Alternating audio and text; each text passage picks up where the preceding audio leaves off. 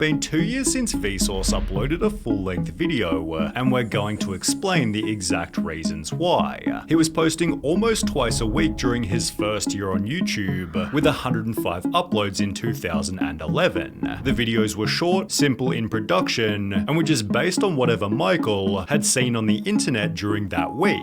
I looked at all my browser tabs that were open, and I said, okay, here's the video. We're doing everything. Yeah. This was different by 2012, when the topics became more focused on a single question, which Vsauce explained required much more research. He'd still post 52 videos in 2012, exactly one per week, aided by an abundance of questions that he could explore for every upload. It was much easier when I did videos that were just like, why don't animals have wheels? And I'd be like, that's a great title.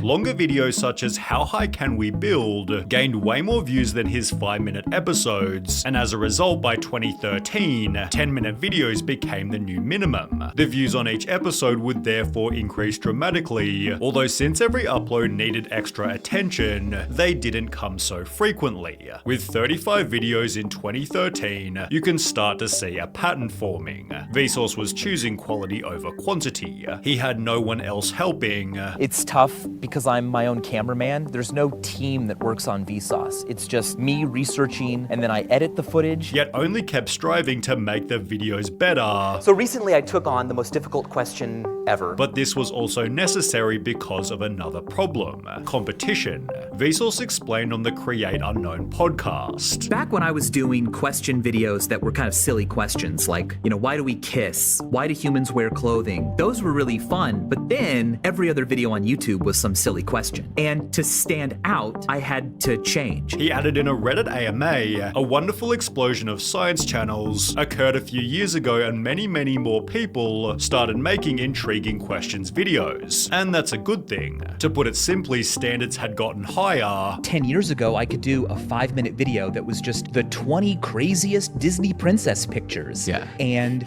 people had nowhere else to find crazy Disney princess pictures. And so they would watch a YouTube video of me counting them down. That's no longer a show. Forcing Vsauce to address harder topics. I changed from doing like, whoa, why do we play games and why do we wear clothing, to become, did clothing make us smarter? You had to go deeper. You had to present something in a way that hadn't already been presented.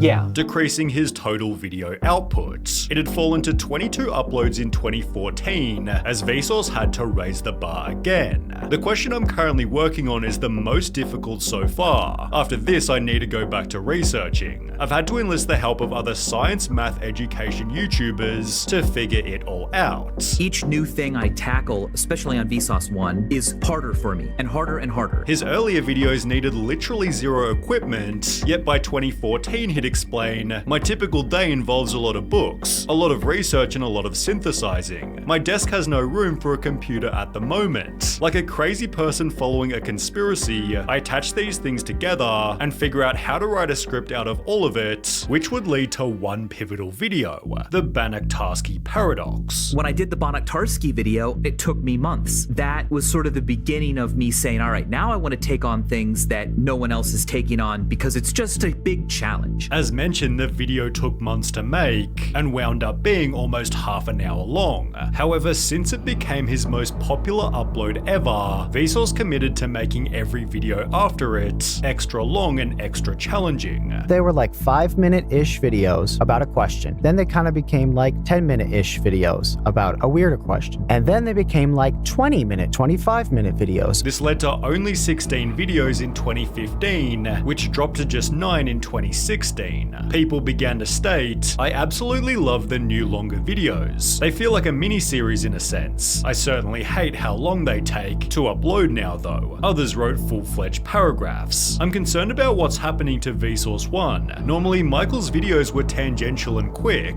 and were uploaded extremely frequently. Now they— Yo. Turn it into the professor, dog.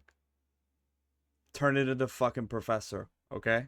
They only once come bi-monthly and take a more linear approach to the topic. I'm not saying this is a bad thing, but I want to know why Michael is changing the format. Well, he'd also gotten busier. Throughout 2016, he'd make the Curiosity Box, then appear on other channels to help out with promotion. Subscribe to Vsauce's Curiosity Box and you'll get 2 colors of slime. He'd also announce a live show that would tour across the country, which again took more time away from making videos. I just got back from the Brain Candy Fall Tour. Every day you got a show, well 6 days a week, and then you get 1 day off. On top of everything, he'd then announce Minefield, which took months of planning, talking, writing, and researching. What's even crazier was that all 3 announcements were made back to back, which imposed such a heavy workload people began to question. You're doing Minefield, Vsauce, Brain Candy, the Curiosity Box. How do you manage all these things at once and keep yourself sane and focused? I don't. I'm going insane. Michael was making a joke, or maybe not. At this point, he'd write 3 paragraphs trying to explain how to make just one Vsauce video. Therefore, throughout 2018, he didn't upload once, and instead focused solely on Minefield. Michael reassured the audience, I'm definitely doing regular Vsauce videos still. Never stopped. Many of the topics I choose take time to research and write good new explanations for. I don't just want to share fun facts. I want to get really fundamental. Doing that takes time, especially since all the work is done by myself, so that's what makes them slow to come out. Minefield, Brain Candy Live, and the Curiosity Box leave me time to work on Vsauce as I want and feel I should, kind of implying the videos weren't his top priority. As a result, Michael wasn't in a rush. I'm extremely lucky that I can take time to make things. Not everyone is in that position. So when he'd post Laws and Causes in late 2019, almost 2 full years since his previous upload, many comments joked, hey Vsauce, Michael here. Now that's a name I haven't heard in a long time. Michael had also been preparing for another big announcement. I have not said this publicly at all. This is going to be the first time. My wife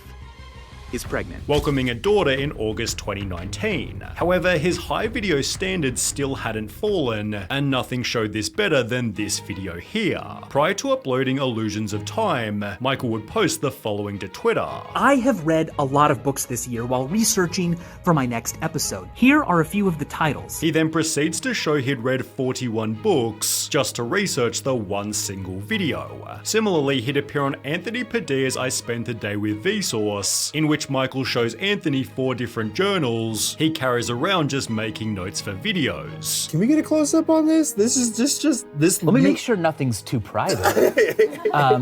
Oh, well, I think this is about the definition of an odd number. He'd again confirm he was doing it all himself. But I do the research all by myself, and I write the scripts, and then I film them all alone in a room, and then I edit them myself. But there was another very important announcement. We merged with Mel Science, so now I'm the chief inspiration officer at Mel Science. In August 2022, just 3 months before his final upload, Michael's Curiosity Box merged with Mel Science. As a result, he became Chief Inspiration Officer, just as he was getting tired of his high long-form standards. Now I feel like everything needs to be so much more perfect. Yeah. However, shorts don't have to be. Michael liked shorts as he could post them unpolished, and they were perfect for promoting the Curiosity Box. This was the most educational ad of all time. People also joked, this doesn't count towards the yearly upload, Michael, but the yearly Vsauce upload now isn't really worth it. Curiosity Box has 10,000 active subscribers, each paying $55 per month, meaning it's making about $6 million per year.